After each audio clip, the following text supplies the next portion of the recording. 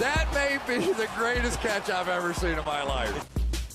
Okay, we just had an amazing day of football. So much to talk about. Of course, you know, we're going to be going through the main storylines, the main takeaways. We have 10 things that I really want to talk about, but honestly, after we created our list, there were 2 things at the very end that I think we need to discuss, so make sure you stay to the end of the video. But before we dive into it, I have to go through and I have to give the announcement for the winners of the most recent Flock hats. Y'all know every single video I'm going to be announcing 2 winners. We're going to be picking a winner from the comment section, just picking a random comment, going through, giving away a hat from that. And the winner for that one is, let me pull this up really quick. This is going to be Douglas Williams, who says, you're probably right to downgrade all Colts. Well, we'll get to that later in the video, but Taylor can see a volume increase that offsets the offensive efficiency, spoken from a proud Taylor owner and a future Flock hat owner. Okay, so Douglas, you got that hat. Just make sure you go to the description of the video, shoot me that email. Be very happy to get that hat sent out to you ASAP. And our other one came out from someone who signed up for Underdog Fantasy with promo code FLOCK. Of course, you can find that link down there in the description of the video. Make it $10 deposit, get a max deposit bonus. Go get in some fantasy leagues with us. Go pick some fun over-unders on player props that we're covering every single week. And here, this is Benny Paddy. We're going to cut the email address off there. I don't want y'all going through and emailing people, but how we're doing that giveaways through the email addresses. So yeah, those are going to be the 2 winners for this video. We're going to be giving away multiple hats every single video, uploading multiple videos for the rest of the season. So make sure you go down there, drop that like, leave a comment, subscribe to the channel, and let's go through and let's dive into these players.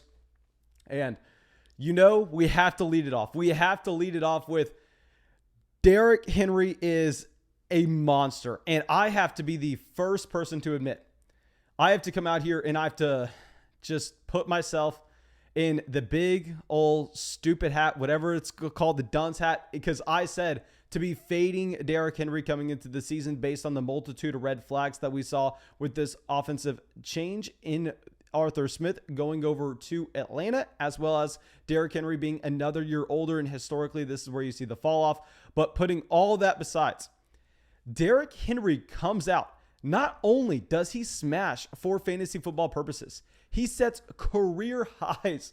Now, I know we're used to Derrick Henry going out there and just having a ridiculous efficiency mark running the football. But what he also gets this week is the usage in the receiving game that we have never seen before from Derrick Henry. He comes out with 35 carries, 182 rushing yards, which, yes, I mean, for any other running back, that is the storyline just by itself. I mean, for any other running back that goes, oh, what? But no, Derrick Henry, I think we've come to expect that slightly. But what I'm very surprised to see is the career high in receptions with 6 receptions, 55 receiving yards to go along with this, and 3 rushing touchdowns. This is almost 50 fantasy points in a PPR format.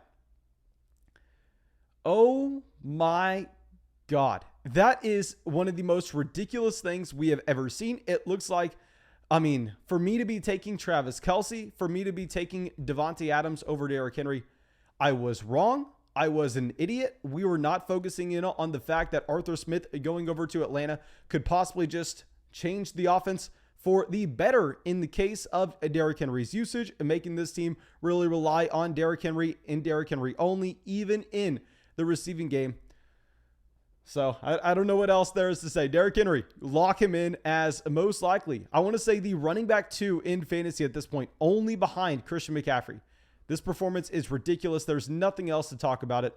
Now let's go over to our next lesson learned. Let's go talk about these rookie quarterbacks. And the lesson here is rookie quarterbacks cannot be trusted. I mean, I came out after Jamison Crowder was listed as inactive, after we had Denzel Mims listed as inactive as well. And I actually said that Corey Davis was an intriguing start for us, despite having Corey Davis on our do not start wide receiver list and our sell high wide receiver list this past week. But I mean, we changed our mind, probably for the worse. We should have just gone with the initial reaction. Zach Wilson coming out against a very tough matchup, which we discussed previously this week. 19 completions with 33 pass attempts. This is the stat we're looking for. 0 touchdowns and 4 interceptions, making this offense just be a wasteland for fantasy production. Mac Jones comes out, plays a much better game, but at the end of the day, I mean, Mac Jones was a major disappointment for anybody who went and started Jacoby Myers, where Mac Jones only had 22 completions for 186 passing yards, 0 passing touchdowns to go along with it. Trevor Lawrence, a very poor day passing the ball himself, where he only had 14 completions, 118 passing yards, a touchdown, 2 interceptions.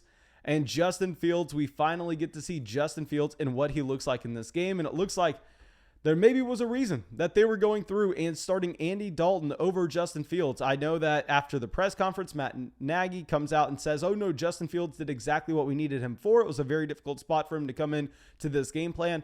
But at the end of the day, 6 completions for 13 passing attempts, 60 passing yards, an interception, and no passing touchdowns. So yeah, all rookie quarterbacks here failed this week, and none of the rookie quarterbacks looked that great last week either. And I think maybe a mistake that myself and really all fantasy football players made coming into this season is looking back at the rookie season that we got from Justin Herbert, looking back at the rookie season that we got from Joe Burrow, and just naturally assuming that, oh, I guess we are getting all these stud rookie quarterbacks coming in every year. It's very similar to what we actually had back in 2015 with that rookie wide receiver class of guys like Amari Cooper, Devontae Parker, players that came in and were expected to produce right away just because the 2014 class of wide receivers was Sammy Watkins, Mike Evans, Brandon Cooks, Allen Robinson. Those guys all came in, produced right away, throw Odell Beckham Jr. in that mix, and that rookie position was overvalued the next season. Maybe we're seeing the same thing with those rookie quarterbacks now, and I think you have to downgrade all of them, as well as, more importantly, the passing game options on their team. So now let's go over to our next wide receiver, and this is going to be Julio Jones. And Julio Jones looks like he is back. Now, y'all know I called Julio Jones a player that we wanted to be buying low based on the thesis that with this Tennessee Titans overall passing offense, that we are looking at the fact that when they go down multiple touchdowns in week 1, that they can't establish the run. They can't go through and run the play action effectively. Now, they get down in this game as well. So, I mean, they're able to overcome that. We know the Tennessee Titans offense, they're built to be playing in one-score games. They're built to be sustaining a large lead when they get it. They're not really built to be coming back from a large deficit, which makes this past week extremely impressive with what you had from this Tennessee Titans offense. And yeah, Julio Jones coming out, 8 targets, 6 receptions, 128 receiving yards. I mean, you would naturally assume in a game where Derrick Henry literally has approximately 5.76 million fantasy points that nothing else would be available to the Tennessee Titans here. But no, Julio Jones goes out there, shows that he has that in him. And now our next lesson learned, I mean, this should have been a lesson that we knew coming into the season, is that Mike Davis is not a 3-down running back. The guy that is in his age 29 season, that's bounced around from 5 different NFL teams before finding success at 28 years old, that this guy probably wasn't the player you wanted to be betting on, as we were seeing Cordell Patterson come out and have a significant role in this team. Cordell Patterson, someone that literally shouldn't even be a running back here. I mean, but he is coming out and he is getting 7 carries and 6 targets in this game, walking away with 2 touchdowns as well. And you actually had Mike Davis with 9 carries this game. So Cordell Patterson is splitting this backfield almost 50-50. Now, I will say a couple things here. I mean, obviously, we had Mike Davis on our do not start list based on the fact that he had the toughest matchup in football and based on the fact that you want to be benching everybody that's going up against the Tampa Bay Buccaneers. So I'm not super down on Mike Davis based on this one matchup alone. It's more so what we had with the usage in Cordell Patterson compared to the actual production in Mike Davis. I want to be clear on that. And that while, yes, it's very disappointing to look at the stat line for Mike Davis, I'm not that down on Davis because that stat line. I'm more so down on it because the Cordell Patterson usage in this offense. Now, our next wide receiver is going to be Antonio Brown.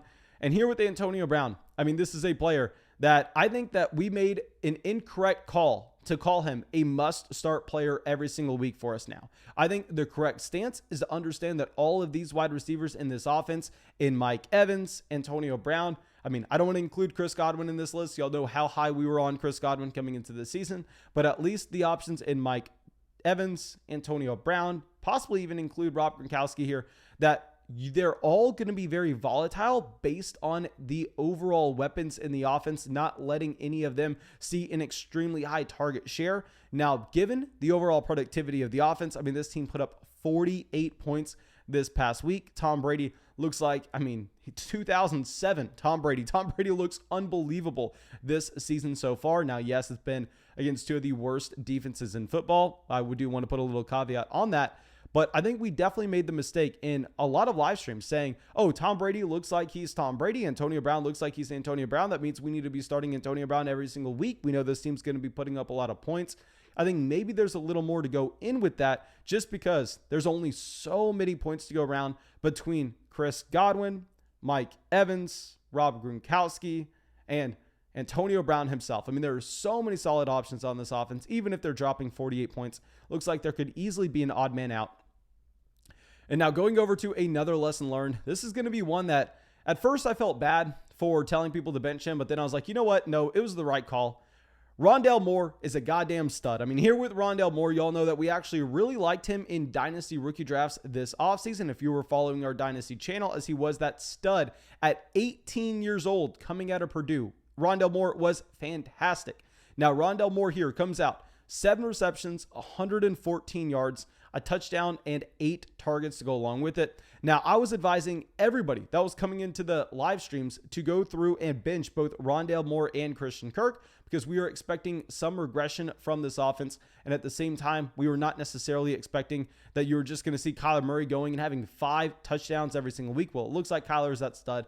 I will say, even though Rondell Moore is a stud, and that's a lesson we need to be taking away from this week, you cannot automatically plug him into your starting lineup this upcoming week. And I think it was the correct call to be benching him in week 2 based on the fact that he only played 46% of the snaps. And you're also looking at it as the majority of that production came off of one very big play that Rondell Moore had with busted coverage. So Rondell Moore, definitely a stud. That is not in question, but just because he is that bona fide stud playing with an elite level quarterback, you can't go through and just start him automatically because AJ Green, for whatever reason, they're still giving AJ Green a ridiculous amount of snaps in this offense. So we have to be a little more hesitant with Rondell.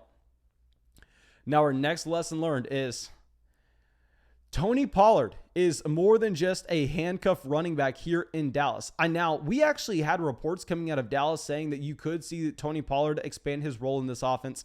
I was very hesitant to believe that given the contract that you had for Ezekiel Elliott, combined with the fact that Zeke just profiles to be seeing 20 plus touches every single week. And y'all know that I called Ezekiel Elliott a buy low candidate after week 1, given the horrendous matchup that he had against the Tampa Bay Buccaneers. Now, yes, Zeke came through with a decent amount of production in his own right. Zeke had 16 carries, 71 rushing yards. He had a rushing touchdown to go along with it, 2 receptions, 26 receiving yards as well. But to be honest, even though Zeke had a running back 1 game today, honestly, I think now we're going to call him a sell. I think Ezekiel Elliott, you have to be avoiding this situation as he is no longer that bell cow running back. He is in what appears to be a committee with Tony Pollard coming out 13 carries, 109 rushing yards, a rushing touchdown. So that's concerning. Tony Pollard's getting anywhere close to the goal line. And then what's also concerning is 3 receptions, 31 receiving yards as well. We know that Tony Pollard is a fantastic receiving running back, so that shouldn't be that much of a surprise here.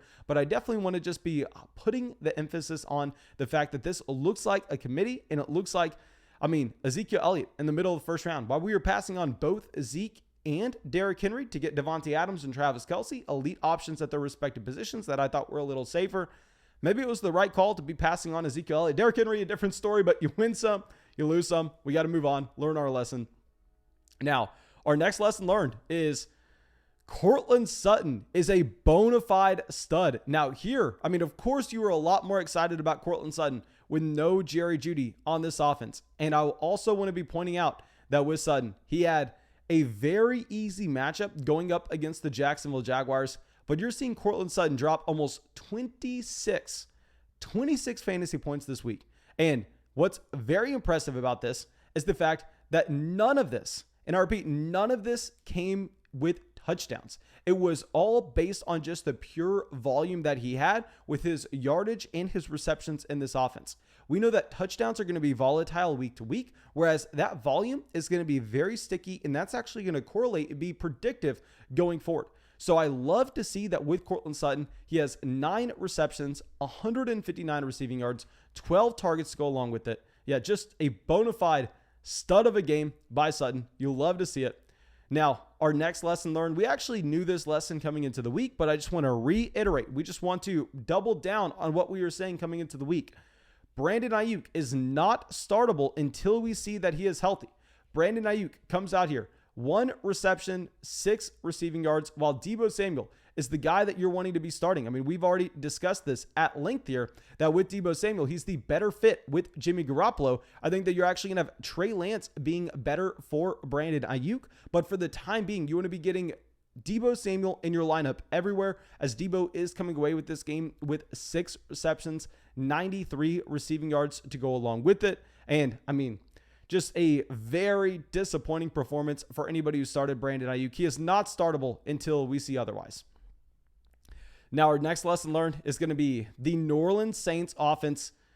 Really, the only player you can trust is Alvin Kamara. And Alvin Kamara doesn't even look like he is that locked-in stud at this point. It looks like anybody who was trying to convince you to go with Alvin Kamara over Dalvin Cook, they were doing you a massive disservice. Jameis Winston coming out here with 11 completions, 0 touchdowns, 2 interceptions. Now, we discussed that with this New Orleans Saints and Green Bay Packers game in week 1, that we wanted to be taking away a very little from that actual game because it got so out of hand very early on. You only had 20 passing attempts from Jameis Winston. Obviously, the game flow was not natural and what you're going to find in most contests. But I didn't think it was going to be this night and day. I mean, my God, the difference that we had with Jameis Winston here is just unbelievable, to say the least. And I think at this point, really, Alvin Kamara is the only guy you can start. He's the only guy you can start. I'm glad that we didn't go out there and tell you all to pick up Jameis Winston from the waiver wire. I'm glad we didn't tell you all to put him in your starting lineup. Now let's go through, and I actually have a couple more honorable mentions for y'all. We've gone through with 10 lessons learned, but let's throw 3 more on this. And our next lesson learned is Cooper Kupp, a bona fide stud. Cooper Kupp, thank God that we were drafting him at the end of the 3rd round, the beginning of the 4th round. He was someone that as soon as we released that draft guide in early June, we actually had some pushback from the Patreon community with the flock. And I had some really smart people that I respect in that Patreon community reaching out to me going, Mason, I think you're wrong here on Cooper Kupp. I think you need to be putting him higher based on the fact that he was someone that averaged 8 targets a game in 2020. Now, while yes, the fantasy production was down, that was mainly due to the driven down touchdown volume. And you say it all the time. We want to be fading that touchdown volume going into the following season. And instead, we want to be chasing the volume. And I'm looking at it and going, yeah, you're right. The target is there. The target numbers were there in 2020. I think that that's going to maintain the following season. And if we're getting very excited about Robert Woods, we should get very excited about Cooper Kupp as well with Matthew Stafford. So we moved Cooper Kupp up to being a 3rd round pick in fantasy drafts this year. Very excited that we do that. Comes out 11 targets, 9 receptions, 163 receiving yards, and 2 receiving touchdowns to go along with it. Oh my gosh, this is exactly what you were hoping to see from Cooper Kupp if you drafted him. I mean, Robert Woods with a great game as well. It just looks like Matthew Stafford with Sean McVay is going to be very hard to beat this season. We are really excited about this. And now our next lesson learned is it looks like Michael Pittman is that alpha wide receiver. Now, yes, you had some wide receivers inactive this week for the Indianapolis Colts. Of course, T.Y. Hilton still on the short-term IR, as well as having Paris Campbell out. But, I mean, at the end of the day, 8 receptions, 123 receiving yards off of 12 targets for Michael Pittman. Michael Pittman is the bona fide stud right now in Indianapolis. There's very little to say. I can guarantee you he's going to be on our must-start video this following week. Love having Michael Pittman here.